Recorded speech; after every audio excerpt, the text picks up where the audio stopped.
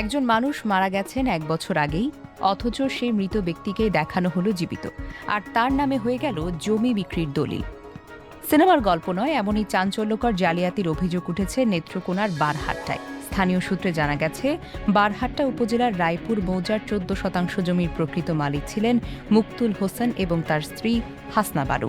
নিঃসন্তান অবস্থায় দুজনের মৃত্যুর পর তাদের বৈধ ওয়ারিশরা জমির মালিকানা দাবি করেন। কিন্তু অভিযোগ ওঠে ২০১০ সালে মারা যাওয়া আব্দুর রহমানকে ২০১১ সালের একটি দলিলে জীবিত দেখিয়ে জমির বিক্রেতা বানানো হয়। একই দলিলে জীবিত নজরুল ইসলামকে বিক্রেতা দেখানো হলেও তিনি নাকি এই বিষয়ে কিছুই জানতেন না বলে দাবি করা হয়েছে।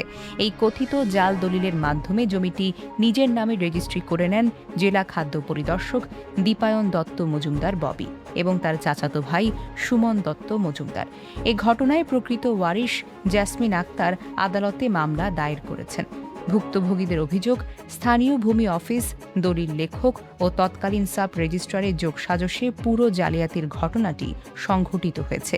এমনকি সাব রেজিস্ট্রি অফিসের বাহিরে একটি বাড়িতে বসেই দলিল সম্পাদনের অভিযোগ উঠেছে। এদিকে অভিযুক্তদের বিরুদ্ধে ওঠা অভিযোগের বিষয়ে তাদের বক্তব্য সংরক্ষণ করতে গেলে সাংবাদিকদের টাকা দিয়ে ম্যানেজের চেষ্টা করেন দীপায়ন দত্ত মজুমদার ববি। মামলার বাদী জ্যাসমিন আক্তার জালিয়াতির সঙ্গে প্রকৃত জড়িত ব্যক্তিদের বিরুদ্ধে নিরপেক্ষ তদন্ত করে দৃষ্টান্তমূলক শাস্তির দাবি জানিয়েছেন। এখন দেখার বিষয়, আদালতের তদন্তে এই বহুল আলোচিত দলিল জালিয়াতির আসল রহস্য কতটা উন্মোচিত হয়। ডেস্ক নিউজ, অগ্রযাত্রা, প্রতিদিন।